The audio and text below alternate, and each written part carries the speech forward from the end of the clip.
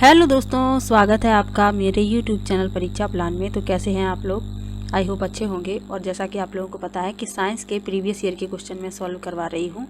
तो ये ऑनलाइन वाला पेपर है, इसमें जो भी साइंस के क्वेश्चन हैं उनको सॉल्व करवाऊंगी मैं। तो चलिए वीडियो को शुरू करते हैं। वीडियो देखने के बाद यदि आपको अच्छा लगे तो वीडियो को लाइक और शेयर कीजिएगा, और यदि आप चैनल पर नए हैं तो चैनल को सब्सक्राइब कर लीजिए। तो चलिए शुरू करते हैं।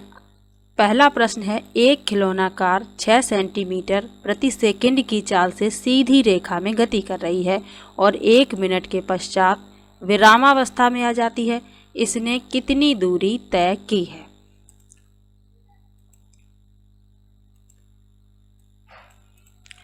चाल बराबर क्या होता है? दूरी बटे में समय।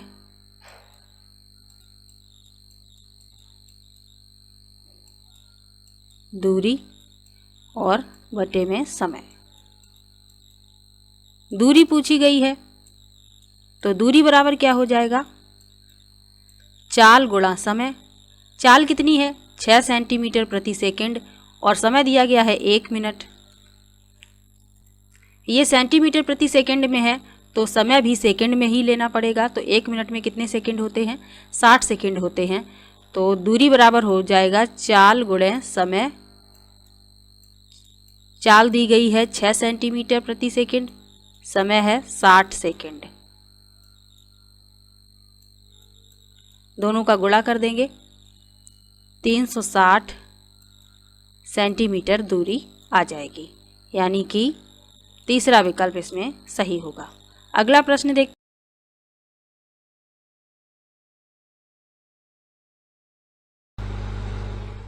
अगला प्रश्न है, बल्ब में तंतु का कौन सा गुण उसे प्रदीप्त करता है? पहला विकल्प है उच्च प्रतिरोध एवं उच्च गलनांक, दूसरा है निम्न प्रतिरोध एवं उच्च गलनांक, तीसरा है निम्न प्रतिरोध एवं निम्न गलनांक, और चौथा है उच्च प्रतिरोध एवं निम्न गलनांक। तो बल्ब में तंतु का जो गुण उसे प्रदीप्त करता है वह है उच्च प्रतिरोध एवं उच्च गलनांक। पहला विकल्प इसमें सही है। तो जब विद्युत धारा तंतु से होकर गुजरती है तो तंतु का उच्च प्रतिरोध उसे गर्म कर देता है। उच्च गलनांक यह सुनिश्चित करता है कि तंतु पिघले या टूटे बिना उत्पन्न ऊष्मा का सामना कर सके। पहला विकल्प इस प्रश्न का उत्तर होगा। अगला प्रश्न देखते हैं।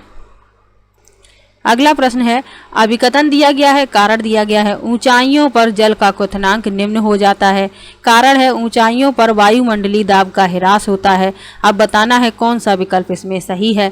तो अभिकथन और कारण दोनों ही सही लिखे हुए हैं। ऊंचाई पर जाने पर जल का क्वथनांक निम्न हो जाता है और वायुमंडलीय दाब का ह्रास होता है।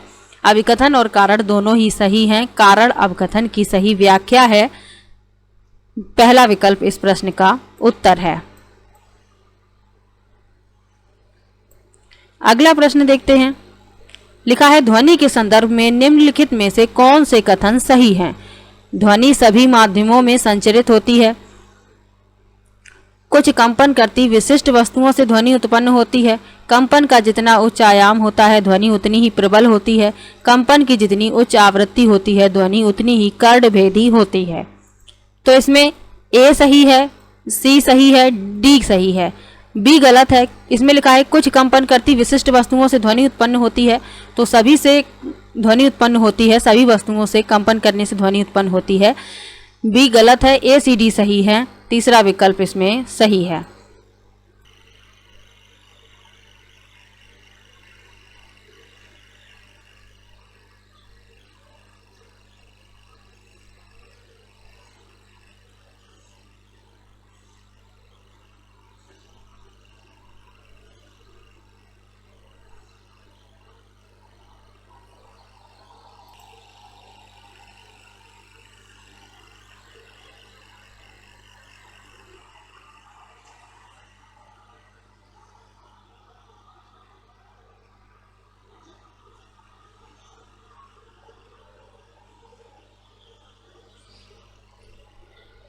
अगला प्रश्न है, निम्नलिखित को पहचानिए।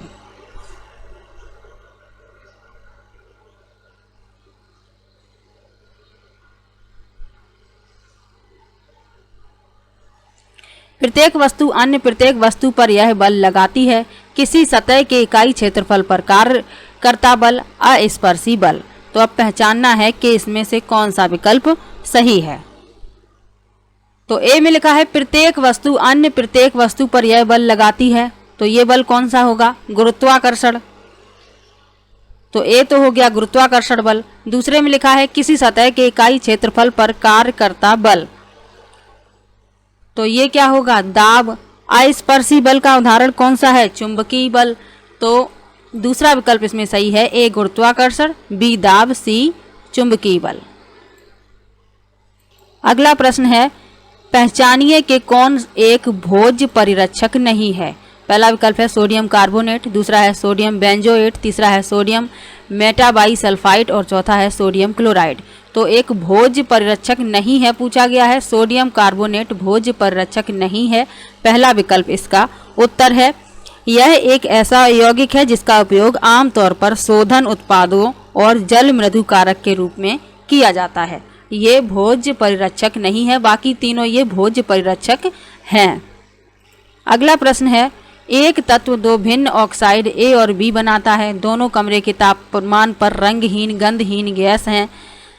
ए मानवों के लिए हानिकारक है, बी एक हरित घर गैस है, पहचानिए ए और बी क्रमशः हैं।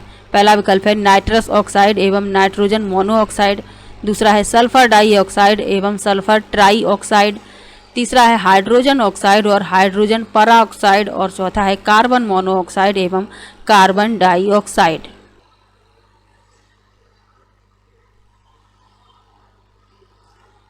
तो प्रश्न में कहा गया है कि ए मानवों के लिए हानिकारक है और बी एक हरित गैस है, हरित घर गैस है, तो इसमें चौथा विकल्प सही हो जाएगा। मानवों के लिए हानिकारक है कार्बन मोनोऑक्साइड और कार्बन डाइऑक्साइड हरित घर गैस है, चौथा विकल्प इसमें सही है। हरित घर मतलब ग्रीन हाउस गैस। अगला प्रश्न है निम्नलिखित में से कौन से समुच्चय में केवल भौतिक परिवर्तन है। पहला विकल्प है लोहे का जंग और आइसक्रीम का पिघलना, दूसरा है आइसक्रीम का जमना और कैंडी का घुलना, तीसरा है ब्रेड रोटी का जलना और तेल का उबलना और चौथा है रोटी ब्रेड का जलना और कॉपर का संक्षारण। तो सबसे पहले तो ये जानना आवश्यक है कि भौतिक परिवर्तन होता क्या है। तो किसी पदार्थ की आकृति आकार रंग अवस्था जैसे गुणों में जब परिवर्तन होता है तो ऐसा परिवर्तन भौतिक परिवर्तन कहलाता है। इन परिवर्तनों में कोई भी नया पदार्थ नहीं बनता। इनमें कौन सा भौतिक परिवर्तन है ये पूछा गया है, तो आइसक्रीम का जमना और कैंडी का घुलना भौतिक परिवर्तन है, दूसरा विकल्प इसमें सही है। अगला प्रश्न है यदि अमोनियम क्लोराइड जो एक उर्वरक के रूप में प्रयुक्त होता है और सोडियम क्लोराइड को एक साथ मिश्रित कर गर्म किया जाए तब क्या होने की संभावना है। पहला विकल्प है सोडियम क्लोराइड का उदासीनीकरण, दूसरा है अमोनियम क्लोराइड का ऊर्ध्वपातन, तीसरा है विघटन अभिक्रिया और चौथा है संयोजन अभिक्रिया। तो यदि अमोनियम क्लोराइड और सोडियम क्लोराइड को मिलाकर गर्म किया जाए तो क्या होगा? अमोनियम क्लोराइड का ऊर्ध्वपातन होगा, दूसरा विकल्प इसमें सही है। ऊर्ध्वपातन क्या होता है? किसी पदार्थ का द्रव अवस्था से गुजरे बिना सीधे ठोस से गैसीय अवस्था में परिवर्तित हो जाना ऊर्ध्वपातन कहलाता है, दूसरा विकल्प इस प्रश्न का उत्तर है। अगला प्रश्न है सेजल के पास दो रंगहीन विलयन एक्स और वाई हैं, वह एक्स और वाई में हल्दी का विलयन डालती है। एक्स पीला हो जाता है और वाई ईंट के समान लाल हो जाता है, तब वह वाई को एक्स में डालती है और लाल रंग हल्का होना आरंभ हो जाता है। आप एक्स और वाई की प्रकृति के विषय में क्या निष्कर्ष निकाल सकते हैं। पहला विकल्प है एक्स और वाई लवण हैं, दूसरा है एक्स वाई एक क्षार है और एक्स सीमित सूचना के आधार पर ज्ञात नहीं किया जा सकता, तीसरा है वाई एक क्षार है और एक्स एक अम्ल है और चौथा है वाई एक्स एक क्षार है और वाई अम्ल है। तो सेजल के पास दो रंगहीन विलयन है, जब वह हल्दी का विलयन डालती है एक्स में तो क्या प्राप्त होता है? पीला रंग, और वाई में डालती है तो वाई ईंट के समान लाल हो जाता है, यानी कि वाई एक क्षार है और एक्स अम्ल है, तीसरा विकल्प इसमें सही है। आपने देखा होगा जब कभी आपके सफ़ेद कपड़े पर हल्दी का दाग लग जाता है और आप उस पर साबुन जब लगाते हैं तो उस जगह लाल रंग हो जाता है, तो जो हल्दी है वह क्षार में लाल रंग देती है, तीसरा विकल्प इस प्रश्न का उत्तर है। अगला प्रश्न है, प्राणियों के उत्सर्जन तंत्र के संदर्भ में निम्नलिखित में से कौन सा कथन सत्य है? पहला है, मानवों में मुख्य उत्सर्जन उत्पाद यूरिया है। दूसरा है, जलीय प्राणियों को उत्सर्जन की कोई आवश्यकता नहीं है। तीसरा है, छिपकली जैसे प्राणी अमोनिया गैस उत्सर्जित करते हैं। और चौथा है, मानव मूत्र में सामान्यतः 50% जल और 50% यूरिया होता है। तो इसमें जो सत्य है वह बताना है। मानवों में मुख्य उत्सर्जन उत्पाद यूरिया है, ये सही है और यही सही कथन पूछा गया है। ये क्यों गलत है? जलीय प्राणियों को उत्सर्जन की कोई आवश्यकता नहीं है, तो ये गलत है क्योंकि जलीय प्राणियों को भी उत्सर्जन की आवश्यकता है, जिससे जो हानिकारक पदार्थ हैं शरीर से बाहर निकल जाते हैं। छिपकली जैसे प्राणी अमोनिया गैस उत्सर्जित करते हैं, ये क्यों गलत है? तो छिपकली जैसे जो प्राणी होते हैं ये नाइट्रोजन युक्त अपशिष्ट को यूरिक अम्ल के रूप में उत्सर्जित करती हैं, इसलिए ये गलत है क्योंकि इसमें लिखा है अमोनिया गैस उत्सर्जित करते हैं। ये भी गलत, ये भी गलत। मानव मूत्र में सामान्यतः 50% जल और 50% यूरिया होता है, ये भी गलत है क्योंकि मानव मूत्र में 90% जल होता है और शेष अन्य अपशिष्ट उत्पाद घुलनशील अवस्था में होते हैं, इसलिए ये भी गलत है। पहला इसमें सही है। अगला प्रश्न है, सूक्ष्मदर्शी के नीचे प्याज की कोशिकाओं का परीक्षण करते हुए कोई कोशिका द्रव में अनेक खाली दृष्टिगत बृहत एक्स संरचनाएं देख सकता है, जबकि कपोल कोशिकाओं की समान संरचनाएं आकार में छोटी होती हैं। एक्स स्फीति प्रदान करता है जो कोशिका को आकार देता है और जल एवं पोषक तत्वों का भंडारण करता है। एक्स अमीनो अम्ल एवं शर्कराओं का भंडार गृह है। एक्स क्या है? यानी एक्स पूछा गया है कि एक्स क्या है। पहला विकल्प है लवक, दूसरा है केंद्रक, तीसरा है रिक्तिका और चौथा है केंद्रिका। तो एक्स जो है वह रिक्तिका है, तीसरा विकल्प इसमें सही है। तो रिक्तिकाएं जो हैं झिल्लीबद्ध कोशिकांग होते हैं जो पौधे की कोशिकाओं के साथ साथ कुछ अन्य प्रकार की कोशिकाओं में भी पाए जाते हैं।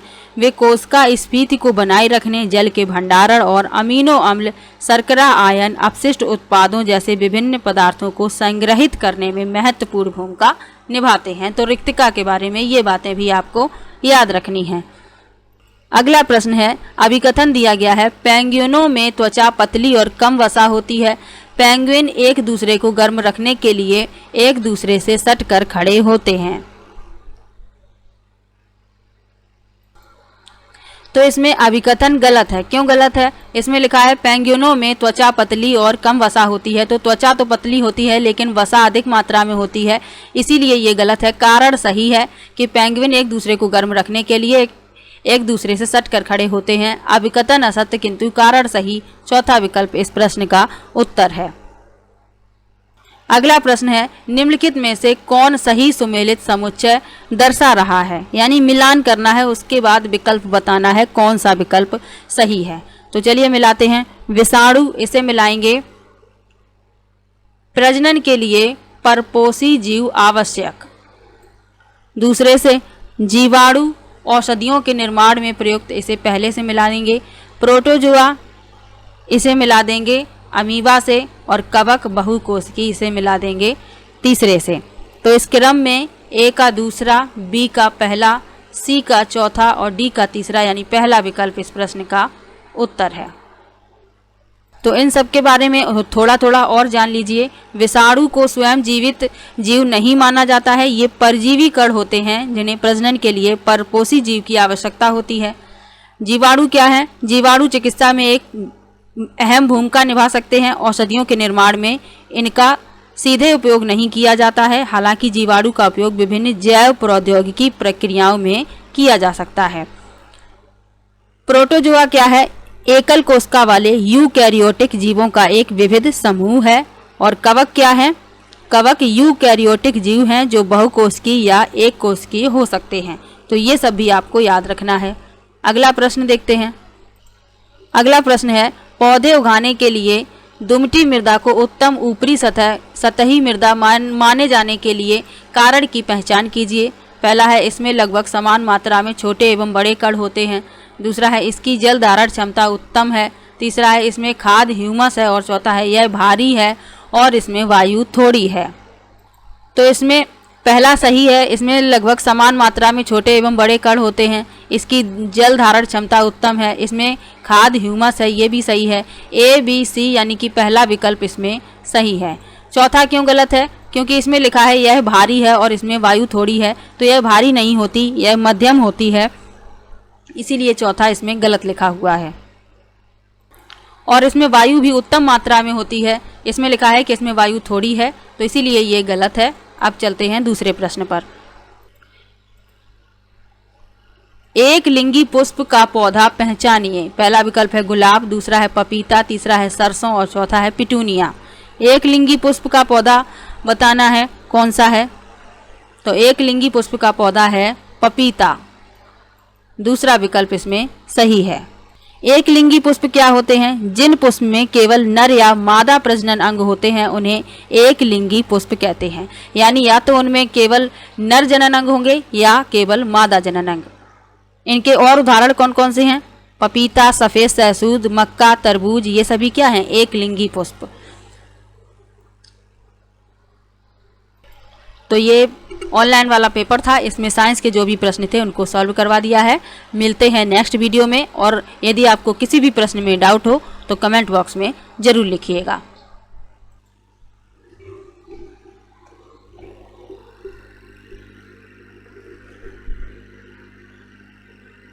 तो वीडियो कैसा लगा कमेंट बॉक्स में ज़रूर बताइएगा। वीडियो को लाइक कीजिए, शेयर कीजिए और चैनल को सब्सक्राइब कर लीजिए।